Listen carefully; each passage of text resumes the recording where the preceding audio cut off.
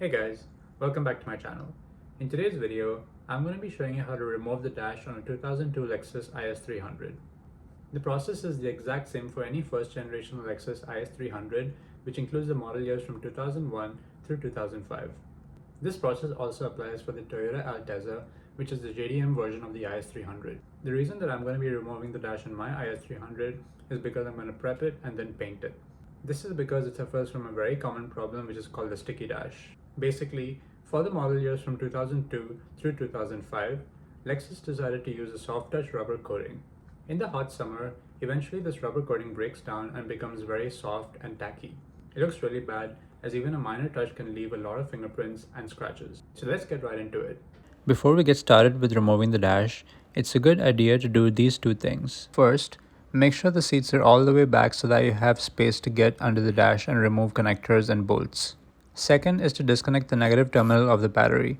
We'll be unplugging a lot of connectors, including airbag wires. It's always a good idea to leave the battery disconnected for at least 90 seconds before you work on the airbag system.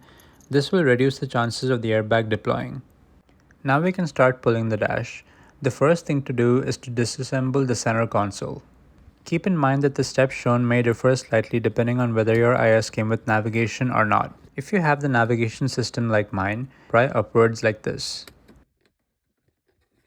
Removing this cover exposes two Phillips screws holding the navigation unit in.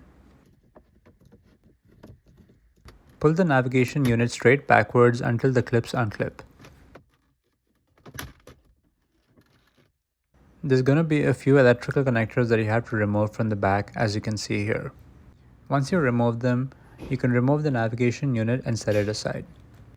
The process is even simpler if you don't have navigation in your IS. Using a flathead screwdriver again, you just have to pry upwards on the edge of this cloth piece as shown. This will expose the two flip screws holding the unit in. Remove the screws and then you can pull the unit back just like we did for the navigation unit. Next up are these two 10mm bolts above the climate control unit.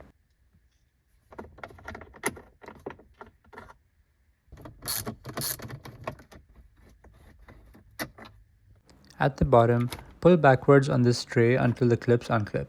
There will be a few electrical connectors that you have to remove by pushing down on the tab and pulling them off. Don't forget these two 10mm bolts at the bottom as well. Now you can go ahead and pull out the climate control unit along with the radio as shown. Again, there's going to be a few electrical connectors that you'll have to remove as well. Next, we need to remove these two A-pillar trim pieces. First, partially remove the weather stripping on the door by pulling downwards as shown. Use a plastic pry tool to remove this trim piece that covers the 10mm bolt holding it in.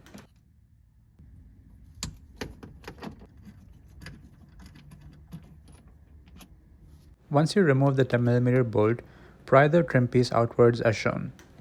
To remove the trim piece, you first have to push the trim piece down and then pull outwards like this. There is a special metal stud on the back which fits into this slot as shown. If you try pulling the trim piece upwards before freeing this stud from the slot, you may damage the trim piece. You should pull on this trim piece upwards only when the stud is free from its slot.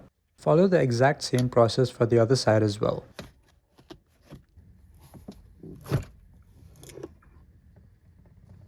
Next, we need to remove this black trim piece in the passenger footwell area. Normally there is a plastic screw over here which holds the trim piece on, but someone has already removed it. Pull the trim piece back and then upwards to free it from the door sill.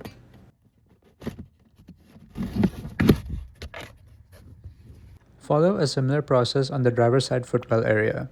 Remove the plastic screw and then remove the black trim piece.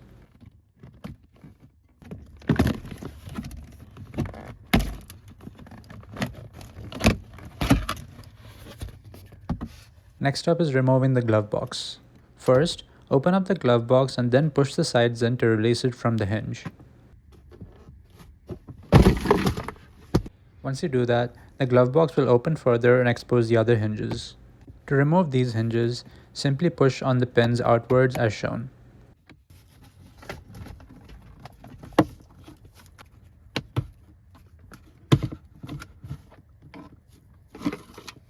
Now we can start removing the dash underside plastic cover. Remove these two Phillips screws on the bottom, followed by one on the top near the steering wheel column. Now you can pull outwards on the plastic cover and this will release the clips. There will be a few electrical connectors that you have to remove before you can completely remove the trim piece. You'll also have to release the hood latch cable. To do this, first pull upwards so that the cable releases from its groove as shown.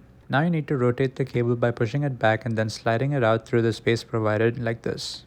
To remove the OBD connector from the trim piece, all you have to do is push inwards on these plastic tabs and then push the connector upwards. I couldn't get this on camera as this required two hands. Now we'll move on to the center console. Unscrew the shift knob by rotating it counterclockwise like this. Next, use a plastic pry tool to carefully pry upwards on the silver ring so that you can release the plastic trim piece on the console. Pull out the three electrical connectors for the cigarette lighter and then you can remove the trim piece.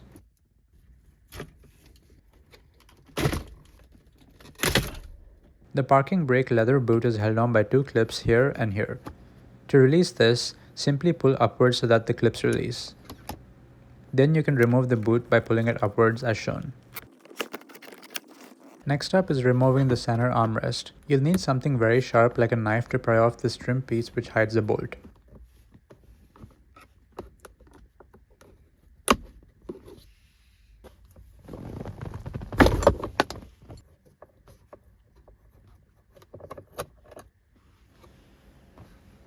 It's a 14mm bolt and there's also one on the other side, so follow the same process and remove both of them. Remove the armrest and set it aside. Under the armrest, there is a piece of cloth that you have to remove to expose these two screws.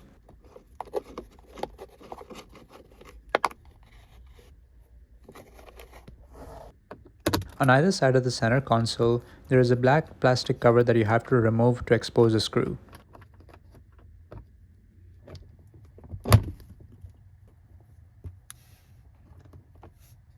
Finally, there are two Phillips screws in the center console area holding it in.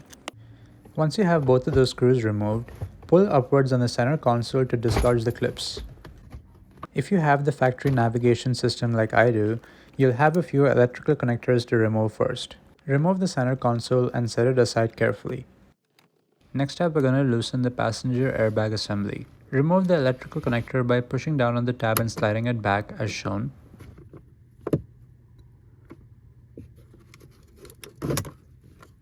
And then remove the two bolts and the two nuts holding the airbag in. The bolts are 12mm in size, whereas the nuts are 10mm. Next up, we need to remove this Phillips screw holding the metal bracket to the dashboard.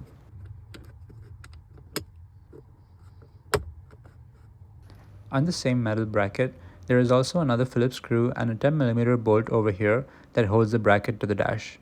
Remove these as well.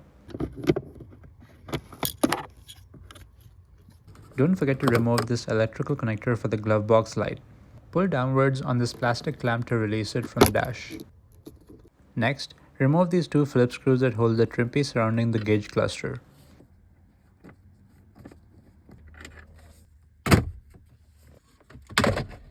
We won't be able to remove the trim piece completely just yet as we have to remove the steering wheel first. To remove the steering wheel, you first have to remove the airbag. It is held in by these two T30 Torx bolts.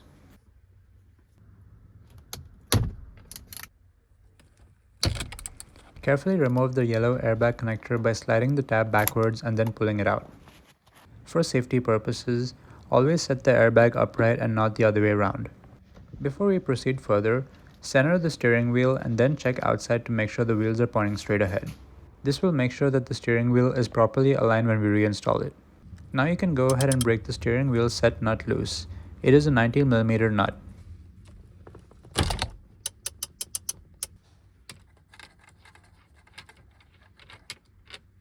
Using a paint marker, mark the relative positions of the steering wheel and the steering shaft. You can try and pull the steering wheel off now, but most likely it will not come off by hand. So we have to use this tool set, which is called a harmonic balancer puller or a steering wheel puller. Thread the center rod into the interestingly shaped piece as shown.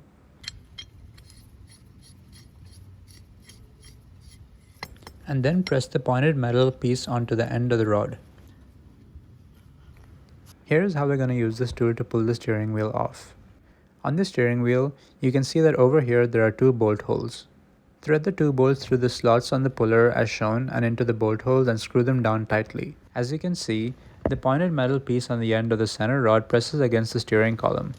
Now, as you turn the center rod clockwise using a 19mm socket, the tool automatically pulls against the two bolts on the side, and this pulls the steering wheel off.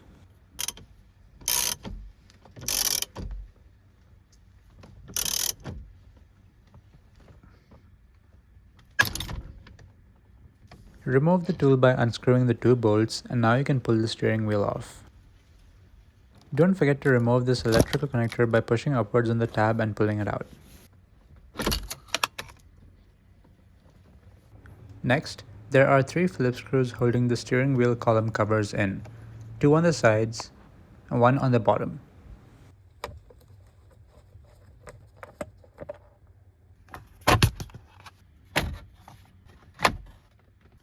After you remove the 2 covers, you can then go ahead and remove the gauge cluster trim piece as shown. You'll have to disconnect this electrical connector for the dimmer switch. Now we can move on to removing the gauge cluster itself. It is held on by 3 Phillips screws.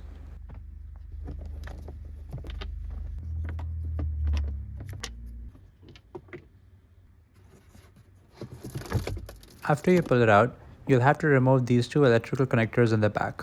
This completes removing all the stuff off of the dash, and we can start removing the dash itself. The first bolt holding the dash to the chassis is over on the driver's side footwell area. The second one is right where we remove the gauge cluster. This bolt serves the dual purpose of connecting the dash to the chassis and also as a ground cable for the navigation unit. The fourth fastener is a screw just above the gear shifter,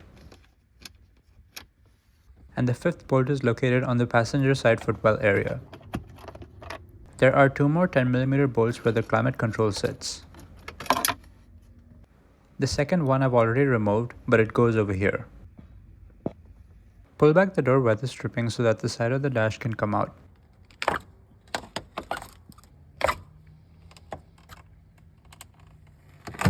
The only things holding the dash to the chassis are 5 plastic clips way on the back under the windshield.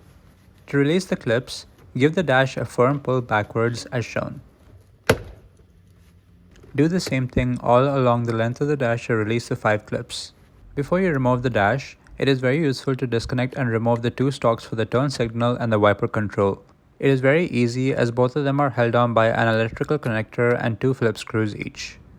As you pull the dash out, the passenger airbag assembly will become loose and you can lift it out from the top. Before you remove it, you'll just have to disconnect this clamp which I forgot to do earlier.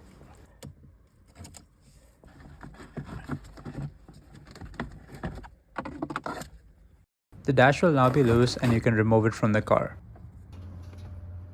There is one final connector connected to the dash over here, which is for the daylight sensor.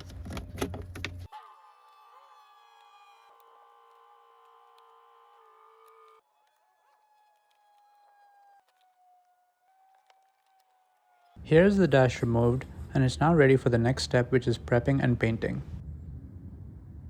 So that brings us to the end of today's video.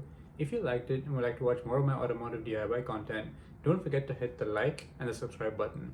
Thanks for watching, and I'll see you next time.